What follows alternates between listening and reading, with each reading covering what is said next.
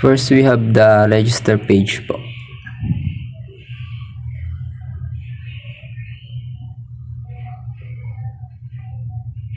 Tapos once maka-register, lalabas po yung profile page. And first name, last name, town, address, zip code, title, phone number. Tapos save changes po.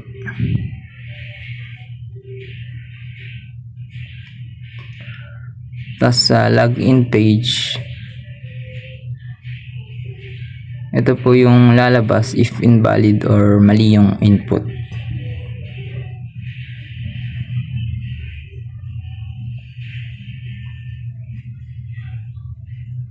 After login, lalabas na po yung item sa shop. So let's try to add item.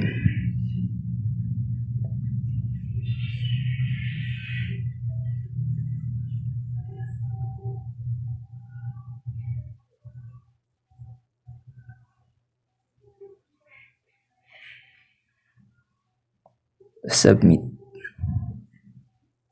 Ayun na po yung na-add na yung item. Tapos ito po yung nakalist na siya sa shop mismo.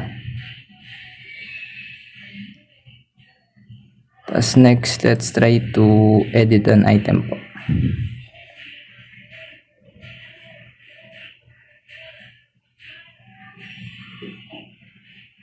Then update.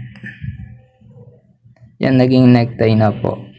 Tapos try natin delete yung item. May lalabas na confirmation, yes. Tapos yan, wala na po. Next po sa profile, edit naman tong account.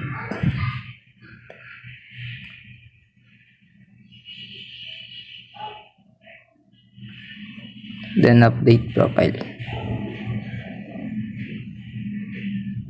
Ito po, nagkaroon na ng name and nabago yung email. Tapos delete account, may lalabas na confirmation ulit, and yes.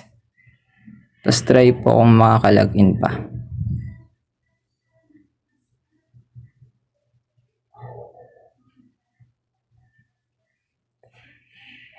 Ayun po, wala na po yung account.